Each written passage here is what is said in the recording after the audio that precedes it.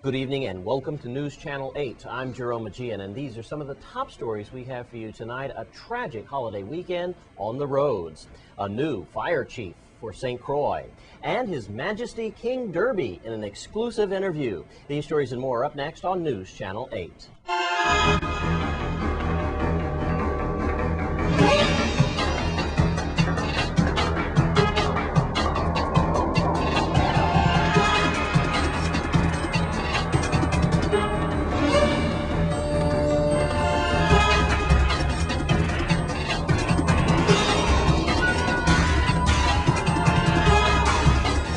In our top story tonight, the Virgin Islands has been under flash flood conditions recently. Tonight, we check in with National Weather Service in Puerto Rico with meteorologist Walter Schnell. We'll have a few showers. There is a strong trough to the east, and it is producing a lot of showers for the Leeward Islands. A few of those will stray across the Virgin Islands tonight and tomorrow. Looking for a 50% chance of rain tonight, 40% tomorrow. Partly cloudy most of the time, highs running right around 84, mid-80s, and lows ranging from the near 80 to the lower 70s. Otherwise, we'll have some breezy conditions, winds 5 to 15 miles an hour, generally northeast, and seas are still a little bit rough out there, 5 to 6 feet. And we want to thank Walter Schnell for bringing us that information tonight. We will bring you an updated and another peek into the weather forecast at the end of the program. And in other news tonight, a 2-year-old boy was hit by a car over the weekend in the Prophet area of St. Croix. News Channel 8's Wes Small files this exclusive report.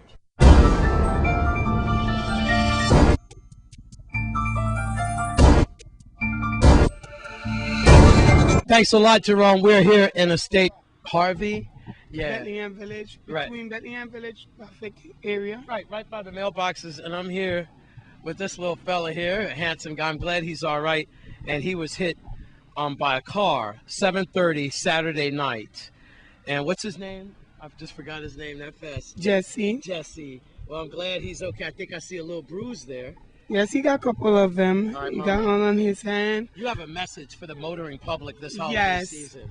I'm Tawana, and everybody popular with me in St. Croix. Okay, we had a late party right here. I have over 400 and change kids here. I have vehicle, and as you coming into Harvey, you will see I have vehicles packed, kids running up and down. Okay, you heard the guys them said, you hear, hey, everybody screaming, slow down. At the same time, they're saying, slow down. My son accident, being there, he got run over. The vehicle keep going. I run behind the vehicle, tell the white. He was going that way. Yeah, he kept going. And he hit your son where? He hit my son right here. Tumbled my son from this area right here as my foot there. And my son tripped, and I run the vehicle to the maroon area, to the maroon van down there. And at the same time I run the van, I couldn't catch up with the van to tell them they hit my son. Wait.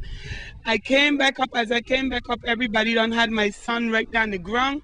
I actually asked someone to carry me to the hospital because I was looking out for my son's behalf. Right. I have a next message to carry out.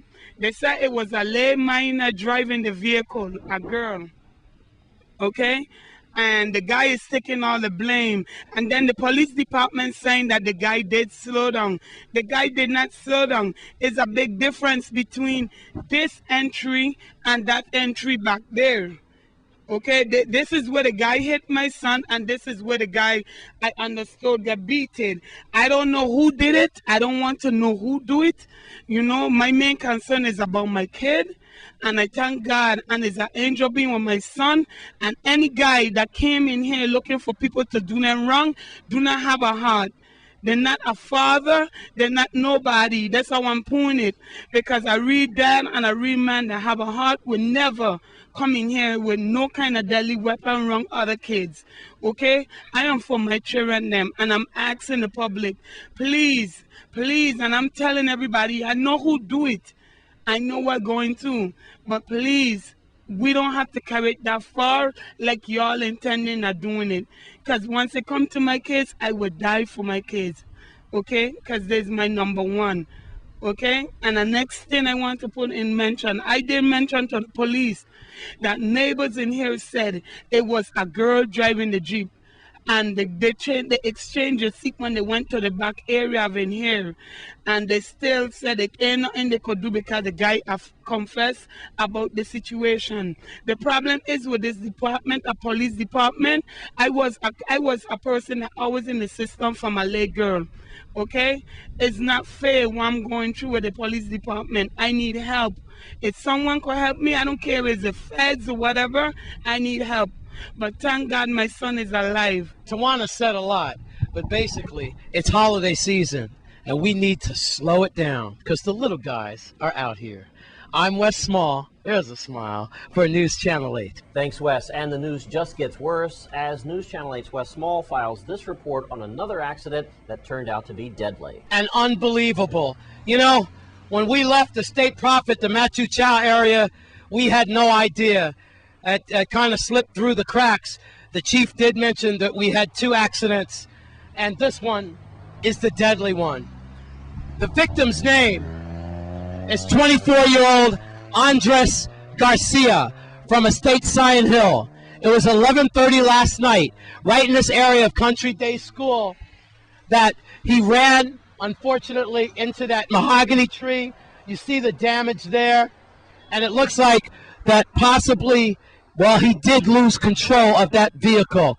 We do know the roads were wet all weekend, holiday weekend, and all we could say is, folks, as we do have waves in our area, you know, please be careful. Children can get hit, as we saw from the last story.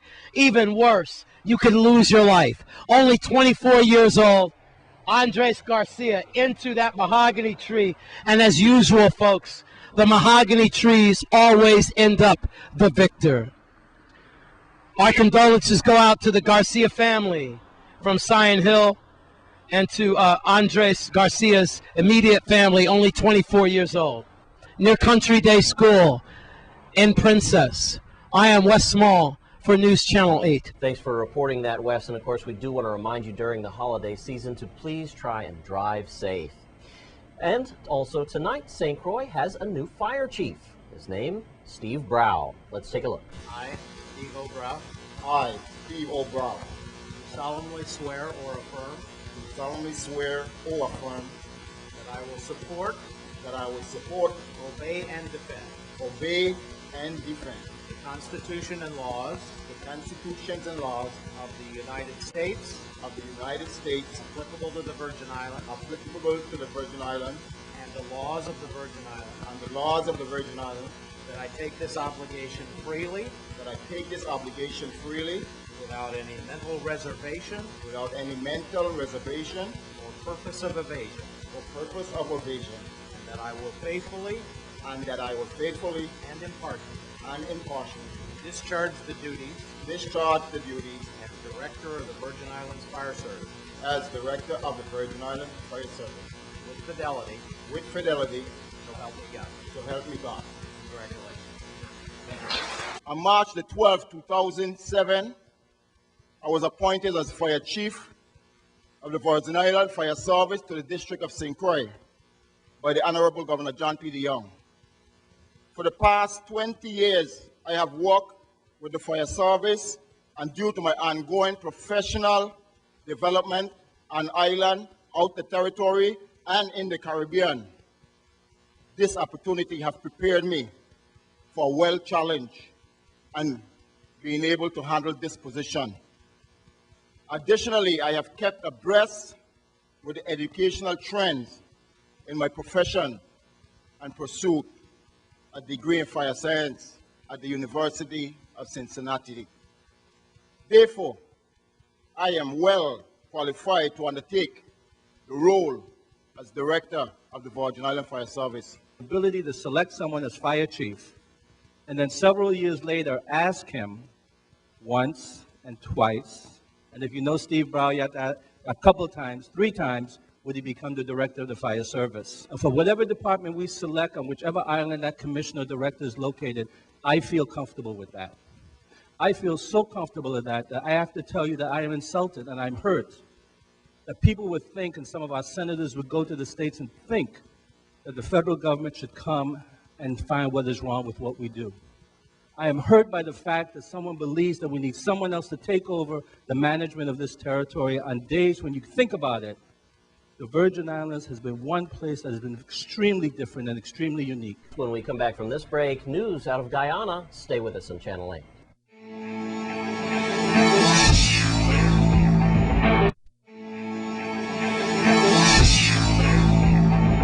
And let's take a look at your Caribbean report for tonight.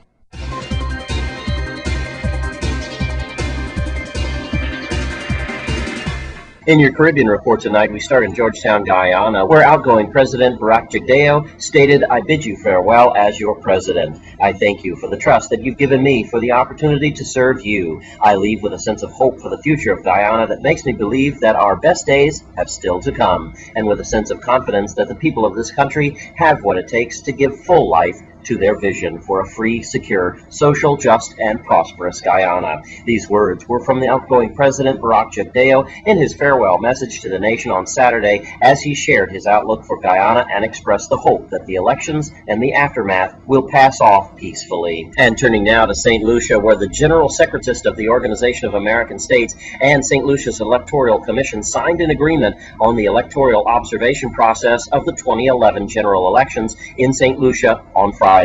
On behalf of St. Lucia's Electoral Commission, Keith Monpulsar, chair of the Electoral Department, welcomed the team of observers and provided them all the guarantees to grant access to all aspects of the electoral process. The agreement stated by the Electoral Observation Mission shall be carried out at all requests of the member states concerned and should be carried out in accordance with the principles and norms of the OAS. The organization shall ensure that the missions are effective and independent and shall provide them with the necessary resources for that purpose. And finally, in Aruba, where Gary Giordano is expected to be free tomorrow without conditions and could be coming right back home to Maryland by Wednesday. The 50-year-old employment agency owner has been jailed since August 5th as investigators sought more time to gather the evidence over the disappearance of 35-year-old Robin Gardner of Frederick, Maryland. He may not be entirely free, however, says criminologist Casey Jordan, who stated that he is in a lot of legal hot water right here in the U.S. He's got a number of problems, such as 2 ex-wives,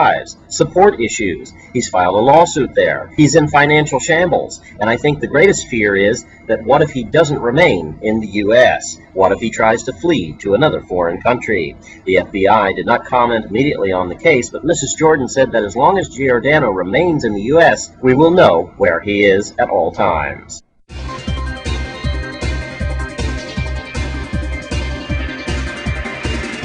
And that's your Caribbean report for tonight. When we come back from this break, something new is coming out of King Macedon. Stay with us.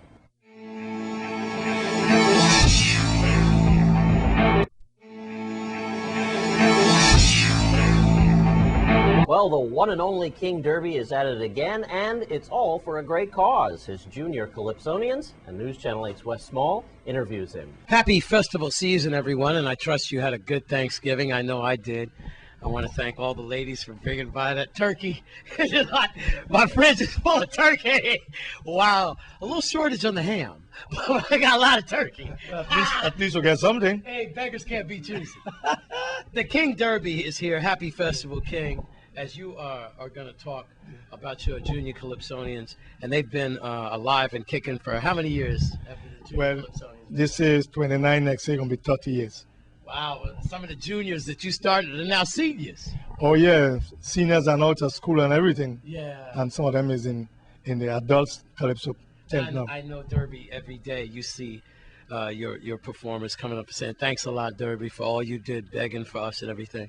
Well, it's that time of year again where the Junior Calypso show is going to be great. It's one of the highlights for festival season, like it always is. This man here, never without controversy, but we're not even talking about controversy tonight. We're talking about your next Junior Calypso show. It's a pleasure, King Derby. Yes, man. Thanks again for having me here, and thank you and Mr. Drake. Yeah. But this year we had a change in the venue. As there were people who said, water, mold, and flour. So we are not at Island Center this year. Want it to be clear. Yes. Out there. We are at the Educational complex. And an extra prize again, we need a gift. It's a Christmas time at 10 people share and different thing. Well, our show will be on the Christmas Day, which will be the 25th of December. We have never happened yet, you know. So we trying a thing. I know people after they come from church. Yeah, because it's a Sunday this year, isn't it? It's a Sunday, and the next day is the second day, Boxing Day. Yeah. So we encouraging everybody to come out. That will be a gift for our children, but you all come see them perform. That's why you call it a gift. It's a gift. Yeah. So it's about 25 fearless young Calypsonians from the age of 3 up to about 16. I have some Arab, I have white. I have a mixture of everybody singing this year. And I think, as I said before, please come out there and support these children, right? Sure. It will be at 4 o'clock, back up by the world famous Express Band, which they were doing it for about 15 years. Yes. And I know that, and these kids have some very, very good songs. 4 o'clock, Christmas Day at the Complex, not Island Center this year. And that's good because now, weather permitting, you have no excuses, you know, because it's all undercover. And the Complex is a great venue as well. So, you know, I look forward to that. And I got to tell us about the performers. 3 years old all the way up. Right. And, you know, you said it shouldn't matter. But it is multiracial. These children don't see colors and everything. You don't care, black, white, Puerto Rican, everybody just a freak and having a great time. That's right. I mean, I'm at Manor School right now, Paul B. Larson School, La Rivera School. Still doing workshops. Still doing workshops with these children, you know. And they're looking forward for this. This year I have so many beginners because the older group, a lot of them come out of school, going college and everything. Okay. So it's a younger group now that actually taking over. All right. First-time starters. Well, Derby, people are watching right now. Before we run out of time, maybe people can't make the show. Maybe they like to do a donation. A lot of people go off island Christmas time, so they want to say, hey, how can I get in contact with you via either website, telephone number, or drop off a little donation to help your junior Calypsonians? They can call me at 277-9921. Okay, I'll get that number on the screen. Say it one more time. 277-9921 or at 778-3339. All right. King Derby. Now, you know, before I let him go, you know, that takes care of the children now. And now we got to get with us and the drama and the trauma in the Virgin Islands. Anything we could look forward to might be accompanied by a lawsuit coming our way? Yes, it be coming. It be coming. It be coming. This coming next year with the Hovensa females. The Hovensa what? Hovensa female. That's the name of the song. Hovensa female? Well, we better stay tuned for Hovensa female. Right. No, I ain't going because I want the rest guys to thief the idea. So I can't tell you exactly. It's not copywritten yet. But stay tuned. Channel 8 gonna bust it out for you. Hovensa female. Could be talking about you, mama. I'm with King Derby on News Channel 8. Please support the Junior Calypso.